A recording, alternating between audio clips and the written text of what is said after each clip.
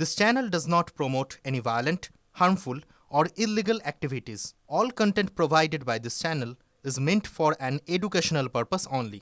একটা অপরাধে মদত দিয়েছেন ক্যামেরার সামনে। প্রশাসন বা শাসক দল কোনো ব্যবস্থা নেয়। বিধায়ককে ছাড় দিয়ে অন্যদের বিরুদ্ধে ব্যবস্থা নেওয়া শুরু করেছে পুলিশ। তাতেও শাসক নেতার হুমকি, প্রশাসনকে খোলা মঞ্চ থেকে চ্যালেঞ্জ। এর বাইরে যদি একটা লোককে গ্রেফতার করা হয় তাহলে কিন্তু ফারাক্কা ব্লককে অচল করে দেওয়ার কথা কিন্তু আমি বলেছি। নিজে দাঁড়িয়ে থেকে উস্কানি দিয়েছেন, তার সামনে তার মদতে তার অনুগামীরা বিডিও অফিসে তাণ্ডব চালালো। বিডিও অফিসের কর্মীকে চেয়ার ছুঁড়ে মারা হলো ক্যামেরার সামনেই।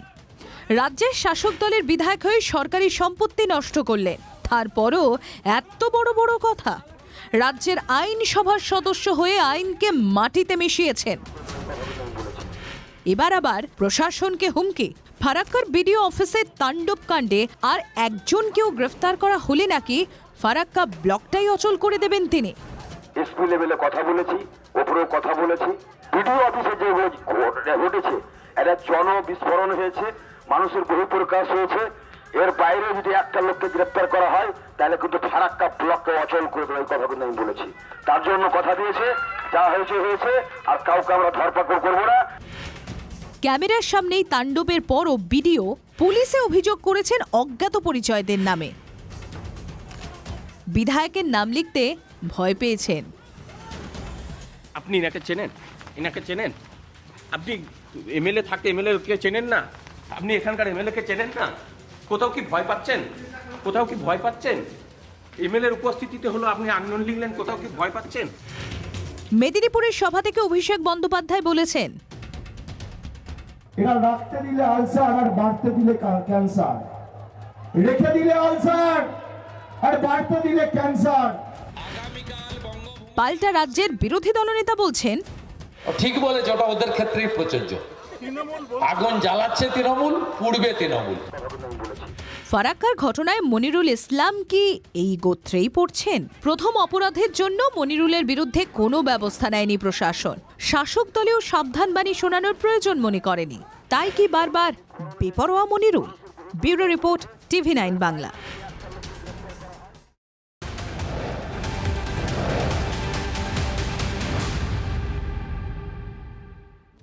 কমিশনের সঙ্গে বিজেপির বিরুদ্ধে চড়া সুর অভিষেকের। বিজেপি নেতা 10টার বেশি ফর্ম জমা দিতে এলে রবীন্দ্রসঙ্গীতের সঙ্গে ডিজে বাজিয়ে দেবে। মেদিনীপুরের সভায় বার্তা অভিষেকের। বদলের সঙ্গে বদলার কথা বললে বিজেপি জিতত না, এমনই দাবি তৃণমূল সেনাপতি। একদিকে ইডি আর একদিকে ইসি, একদিকে তদন্তকারী সংস্থা আর একদিকে ইলেকশন কমিশন। এই বুথে কারা রাজনীতি করে? হাত তোলো তো, হাত তোলো। প্রত্যেক এইআরও আর ইআরও অফিসের বাইরে তৃণমূলের প্রতিনিধিরা থাকবে। 10টার বেশি আইনত বৈধভাবে কোনো ফর্ম জমা দেওয়া যায় না। আর যদি কোনো বিজেপির নেতা ভাবে শেষ মুহূর্তে, ফর্ম জমা দেওয়ার শেষ তারিখ ছিল কাল, যেহেতু বিজেপি ফর্ম জমা দিতে পারেনি সময়সীমা বাড়িয়ে 19 তারিখ করেছে।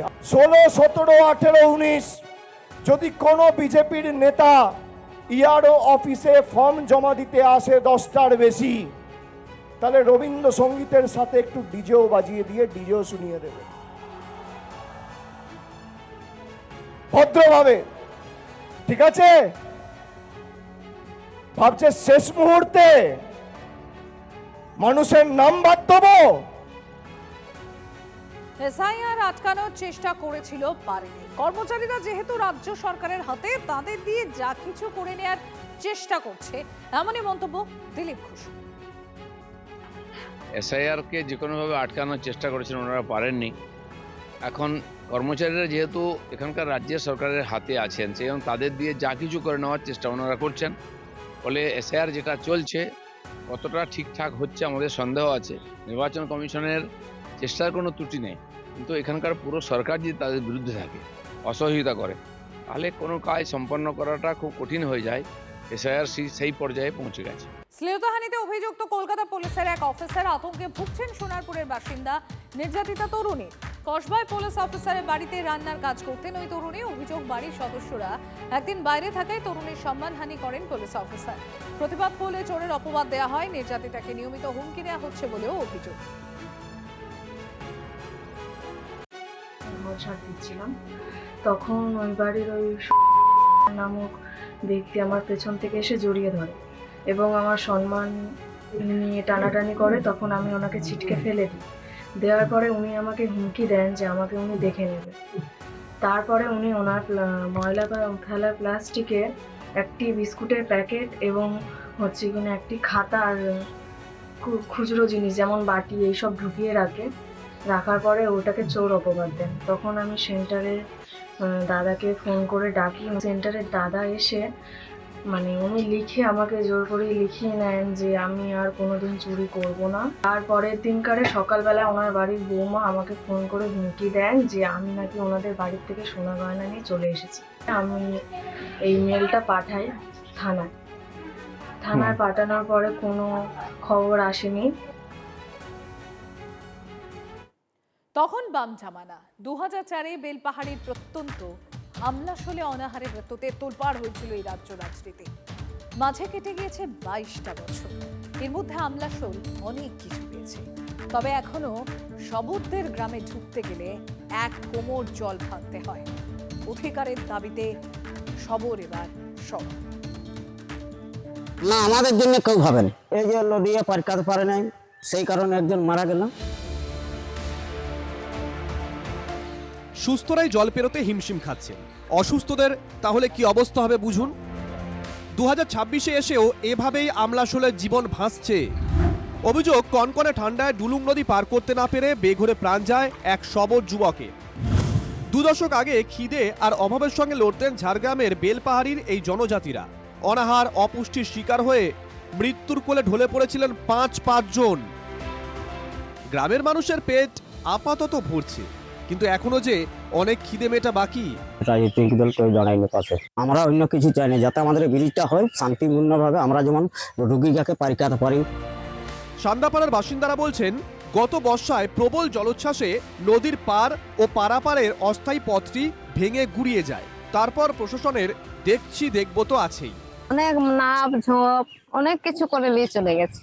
আমরা বলছি যেমন ধরো একটা পোল হোক, তাহলে আমাদের ওইটাই ভালো হয়। কতটুকু আর চাহিদা? সামান্য একটা সাঁকো, তার জন্য আর কতদিন হাঁ পিত্তেশ করে থাকতে হবে? আমলাশোল কেন, সমস্ত জঙ্গলমহল আমাদের এই বেলপাহাড়ির প্রত্যন্ত এলাকা, মানুষ খুব কষ্টের মধ্যে আছে। কোনো রকম কোনো উন্নয়ন পৌঁছায়নি। তাদের শীতের বস্ত্র নাই, বাড়ি নাই, টাইম মতো খেতে পায় নাই। এখানকার ব্লক প্রশাসন তারা তাদেরকে কোনো রকম কোনো সাহায্য সহযোগিতা হাত বাড়ায়। আমলাশোলের শবর গ্রামে মেরে কেটে 25টি পরিবার, এত অল্প জনজাতির বাস। তারা আর কবে নিশ্চিন্তে বেরোতে পারবেন? চাল সমস্ত ব্যাপারেই রয়েছে, তারা পায়ও, সচেতনতার মধ্যে দিয়ে থাকে, এই কারণে একটা অঘটন ঘটে গেছে। ইতিমধ্যেই জেলা পরিষদ থেকে এবং এসআরডিএ থেকে ইঞ্জিনিয়াররা সেটা মেজারমেন্ট করে নিয়ে গেছেন। আশা করা যায় খুব শিগগিরই হবে। দ্রুত নাকি সাঁকো হবে, সেটা কতদিনে? আরো কত শবরের প্রাণ যাওয়ার পর? অধিকার বুঝে নিতে চান শবররা। Bureau report, TV9 Bangla.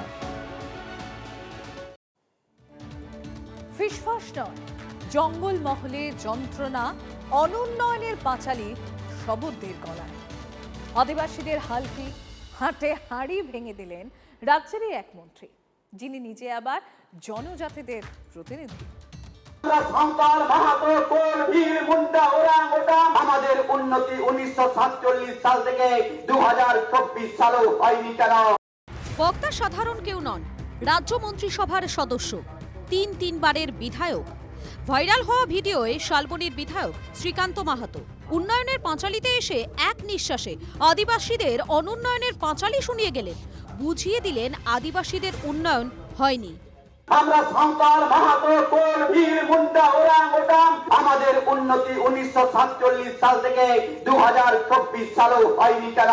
তার প্রশ্ন কার কাছে করতে যাব? প্রায় 15 বছর তৃণমূলের সরকার, যে সরকারের সঙ্গে রয়েছেন শ্রীকান্ত, এখন ক্রেতা সুরক্ষা দপ্তরের রাষ্ট্রমন্ত্রী।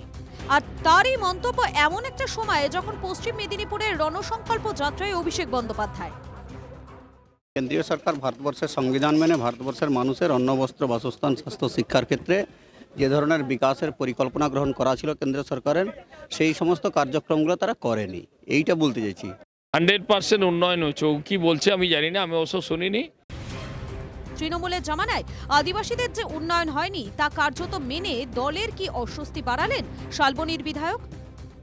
মমতা বন্দ্যোপাধ্যায়ের আমলে কোনো স্তরের মানুষেরই কোনো উন্নয়ন হয়নি, আর সেই কথাটাই আজকে মন্ত্রী শ্রীকান্ত মাহাতো শালবনীতে বলে দিয়েছেন। এর আগে দলের তারকা সাংসদ, বিধায়ক, জেলা নেতৃত্বর একাংশ লুটে পুটে খাচ্ছে বলে শোকজের মুখে পড়েছিলেন শ্রীকান্ত। এবারে আদিবাসীদের উন্নয়ন নিয়ে প্রশ্ন তুললেন মন্ত্রী। বিরোধীদের পাল্টা প্রশ্ন, অনুন্নয়নের জবাব দিতে হবে তো মন্ত্রী এবং সরকারকেই। পশ্চিম মেদিনীপুর থেকে দেবব্রত সরকারের রিপোর্ট, টিভি9 বাংলা।